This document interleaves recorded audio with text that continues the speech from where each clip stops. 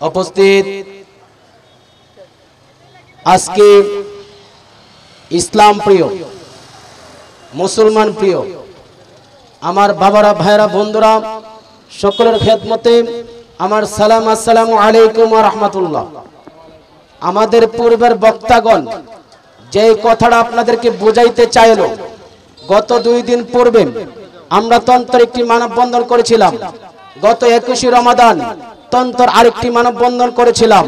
আজকে আমি ধন্যবাদ জানাচ্ছি সতরা শরীফের যেই ছাত্ররা, সতরা শরীফের যেই আজকে যুব সমাজরা একটি বিক্ষোভ মিছিল পাশাপাশি মানববন্ধনের আয়োজন করেছেন, আমার পক্ষ থেকে আমি ধন্যবাদ জানাচ্ছি।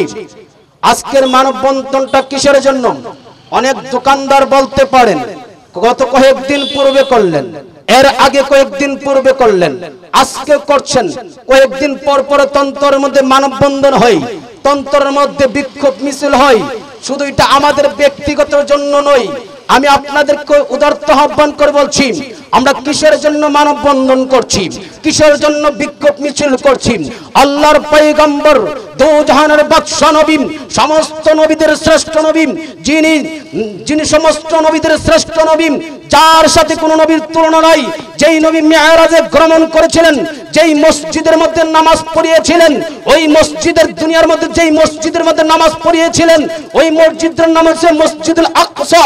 আল্লাহ রাব্বুল আলামিন পবিত্র কোরআন শরীফের মধ্যে সূরা বনী ইসরাঈলের মধ্যে ইরশাদ করছেন, সূরা বনী ইসরাঈলের মধ্যে ইরশাদ করছেন, আল্লাহ রাব্বুল আলামিন বলছেন সূরা বনী ইসরাঈলের মধ্যে এই মসজিদে আকসা, সুবহানাল্লাযী আসরা বিআবদিহি লাইলাম মিনাল মাসজিদিল হারাম ইলাল মাসজিদিল আকসা। আল্লাহ রাব্বুল আলামিন এই মসজিদে হারামের ব্যাপারে, মসজিদে আকসার ব্যাপারে পবিত্র কোরআন শরীফে নাযিল করেছেন। মসজিদে আকসা কি সেটা আমরা জানতে হবে।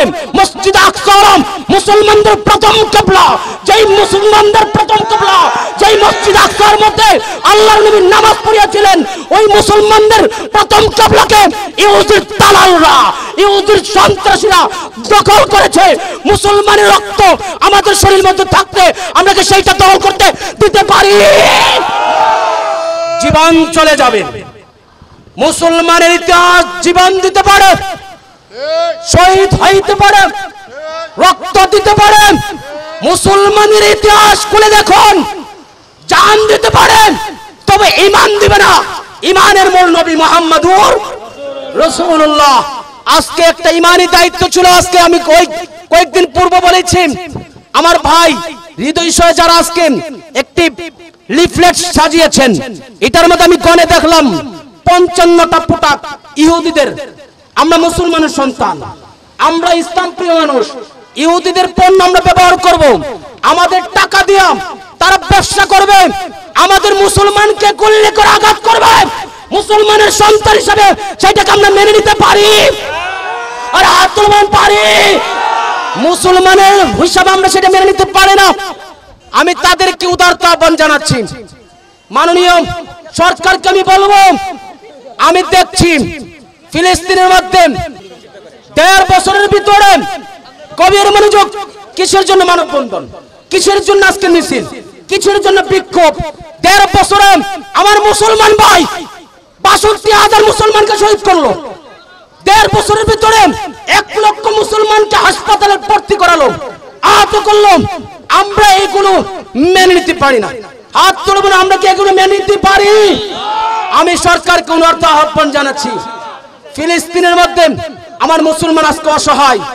আজকে আমার ফিলিস্তিনের মধ্যে ইসরায়েল আমার মুসলমানদের আঘাত করছে, ইসরায়েলকে অ্যাটাক করার জন্য, ইসরায়েল থেকে আমাদের মুসলমানকে বাঁচানোর জন্য। আমি মনে করি ইসরায়েল থেকে আমাদের মুসলমানকে বাঁচানোর জন্য অন্য কোন দেশের সৈন্য লাগবে না, অন্য কোন দেশের সেনাপতি লাগবে না, সদস্য লাগবে না, পুলিশ লাগবে না।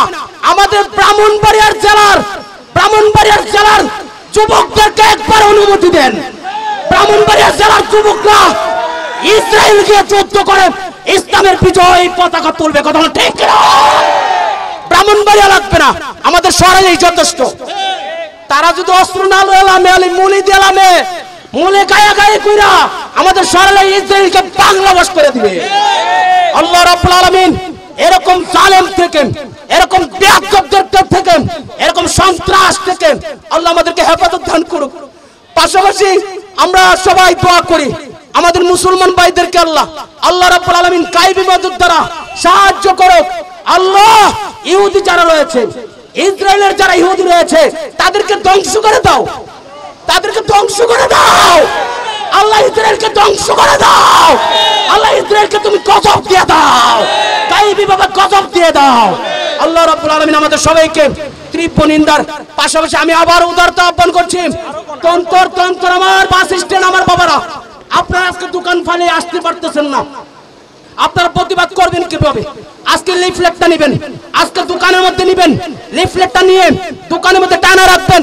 দেখছেন ইসরায়েলের প্রোডাক্ট রয়েছে, ইসরায়েলের প্রোডাক্টগুলোকে হয়তো ডাস্টবিনে ফেলাবেন, না হয় আবার পুনরায় ফেরত দিবেন। এটা আপনাদের জন্য তীব্র নিন্দা, কথা বলুন ঠিক না? আল্লাহ রাব্বুল আলামিন আমাদের সবাইকে বুঝদান করুক। পাশাপাশি রাসূলুল্লাহ সাল্লাল্লাহু আলাইহি ওয়াসাল্লাম উসিলা করে আল্লাহ ইসলামের পতাকা বিজয়ের নিশান আবার জোরে উঠতে পারে, ফিলিস্তিনের মধ্যে আবার জোরে উঠতে পারে, সবাই বলুন আমিন। ফিলিস্তিনের যে মসজিদ আকসা যারা নিয়ন্ত্রণ করত, যারা পাহারা দিত, তারা হলো গাজা।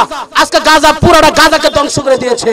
যারা গাজার সৈন্যরাই যারা মসজিদ আকসা দখল করে রাখছিল মুসলমানদের পক্ষে, আল্লাহ রাব্বুল আলামিন এরকম বেয়াদব থেকে, সন্ত্রাস থেকে, ইসরায়েল থেকে বাঁচার তৌফিক দান করুক।